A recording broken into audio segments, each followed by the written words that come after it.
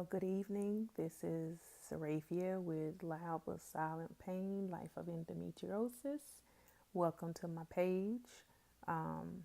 This is day 11 from my hysterectomy robotic laparoscopic surgery that I had on February the 19th, 11 days ago. And so today's recording will talk about days 9, 10, and 11. And so I left off from my last video with day 8, which I was speaking on how rough days 6 and 7 and 8, they were kind of rough for me. 9 and 10 were a little bit challenging as well. On yesterday, which was day 10, I ran out of meds, but I called in a prescription just in the nick of time. I was down to one pill. Oh my God.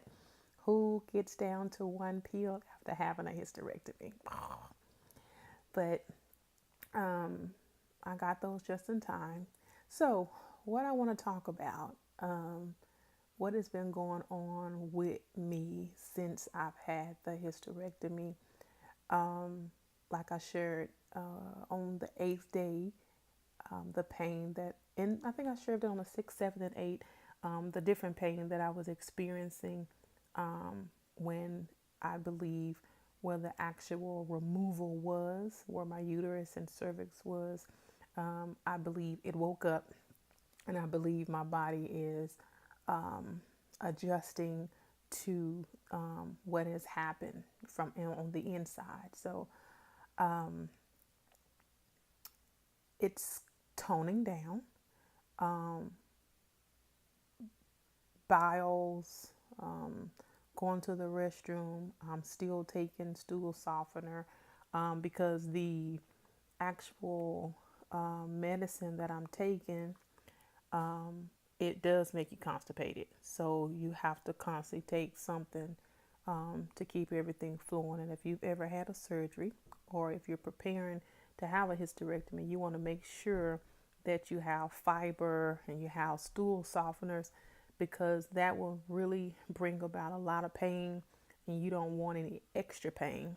And that pain really ignites the pain from your surgery. And so you want to drink plenty of water and juices and stay hydrated. Hydration is super important.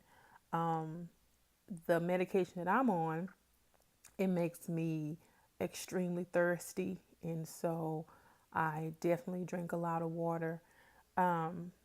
It's called, what is this?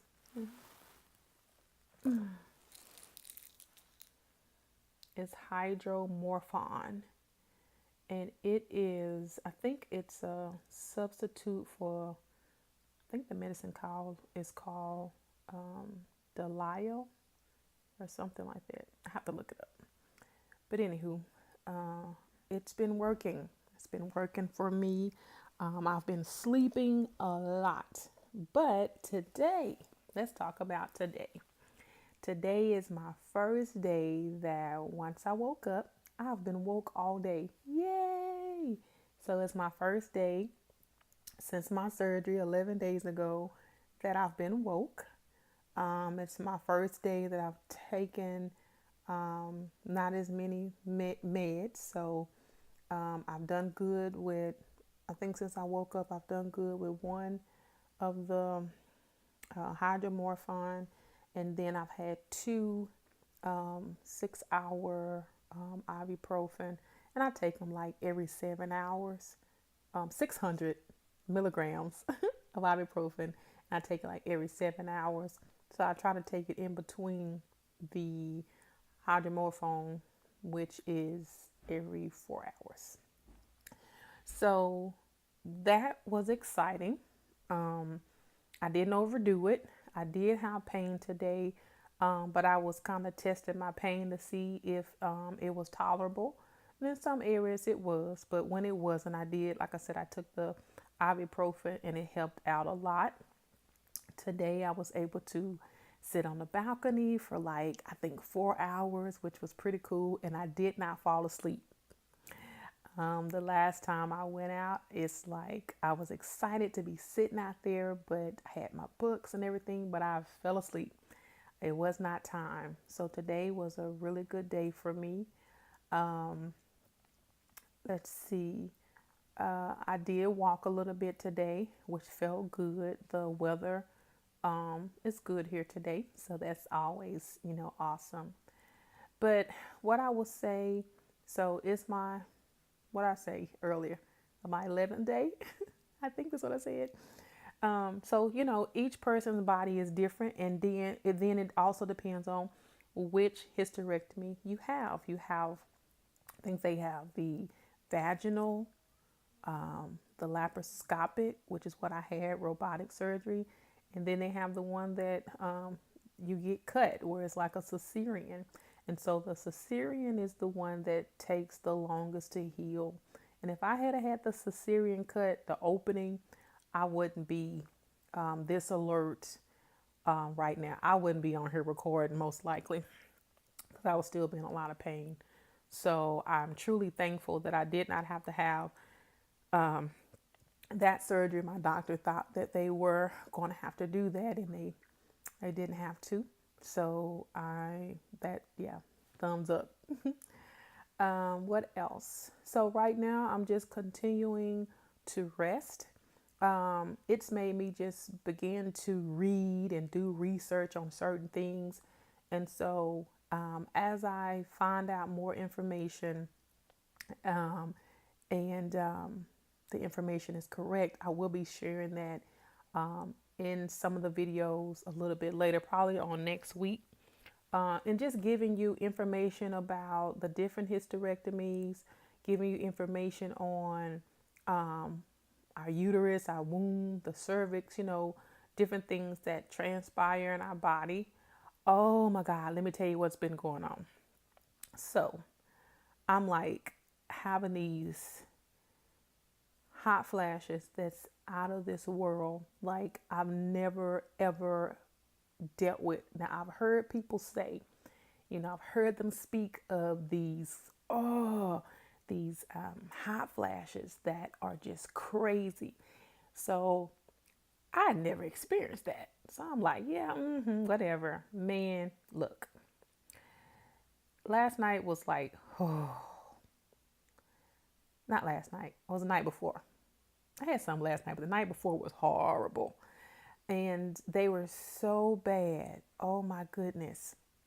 It's just like, you want cool. Just give me something cool. Give me something cool to drink. Give me something cool. Turn on the AC. Throw a bucket of ice water on me. It was so horrible. And so I had about three heat attacks that night. And one of those episodes, I woke up and the back of my head was wet from sweat. Oh my God. So I will be talking to my doctor about that, because I'm like, what is going on? Because I did not get my ovaries taken out. So I'm like, why am I having these hot flashes?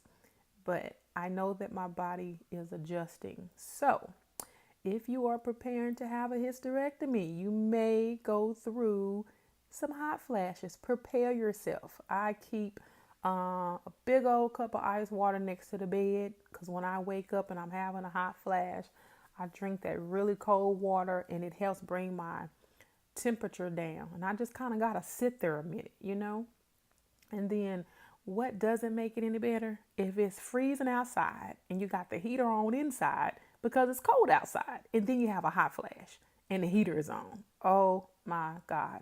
That is like, that Calgon commercial that they used to have a long time ago. Calgon, take me away. It's like those moments. So anywho, let me see what else. I'm continuing my fiber. I'm continuing to take stool softeners. Today I did have coffee and it didn't affect me. I wasn't in pain. Yay! I'm watching my diet. I'm still eating pretty good. I did get a little junk food, like yesterday, I think. Not too bad. I got some vanilla wafers and popcorn. Not too bad. Um, but just, pretty much watching everything that I do, moving slow, not overdoing anything, because this was a major surgery. I had body parts removed, so I want to be very careful and not do too much. And look, get you some good books, get some pen and paper, get your iPad, get your computer, watch Netflix, whatever you need to do to make sure that you're not moving around and you're not doing too much. And get your rest. When you feel sleepy, go to sleep. Go to sleep. There's nothing else for you to do but heal. When you have this surgery, your assignment, your purpose, your duty is to heal. The world can go on without you, your family, your children, your husband. Everybody is fine. Your job is to heal so that you can be 100%. My job is to heal so I can be 100%. We don't want setbacks. You don't want a setback. You are not a superwoman. You are not a Wonder Woman. Rest. Do what the doctor told you to do. No more. No more. Only that. And use that time to heal. So you do not have to go back to the doctor and have any other issues. So do what the doctor said. Well, that's all I have today. This was day 11, and I'm talking to you about my experience of robotic laparoscopic hysterectomy. So I will be getting back with you. So please go back and watch my previous videos and subscribe to my page, because I will be talking about many other things on my page. So keep a lookout. Also, you can go to my website, statuschangers.com. I also have a private Facebook group. It is titled Loud but Silent Pain, The Life of Endometriosis. If you want to come on there for encouragement, come on and share your story, or come on and just receive information. Also, I want you to know this is March. March is Endometriosis Awareness Month. So if you have endometriosis or you know someone who has endometriosis, we are wearing yellow. Support our sisters by wearing yellow. Support the fight. We will not be silent. Endo will not end us, okay? It will not end us, but we will end endo. And if you are a person of prayer and a person of faith, this month, not just this month, but particularly this month, because it is a month of awareness, pray for your sisters. Pray for cures. Pray for healing. Healing does happen. Healing does happen. So pray for healing. Pray against pain. Pray against pain, that women can live their life past the pain. Okay? So I encourage you today to not allow your pain to rule you. I encourage you today to keep your head up. I say to you that you are not in this by yourself, that many of us have suffered and are suffering, but we're able to encourage one another because we're making it. I'm here today because I made it. I'm here today to encourage you to say, hey, if I had to go through this, I'm doing good. You see my face? I'm not sad. I'm not crying. I'm not having a pity party, because I had to have this hysterectomy for the betterment of my body and the betterment of my livelihood. So I had to get my livelihood back. And if you watch the videos from the beginning, you'll know the purpose. The reason that I had the hysterectomy is I suffered with endometriosis for over 26 years. And so guess what? Enough was enough. So we had to take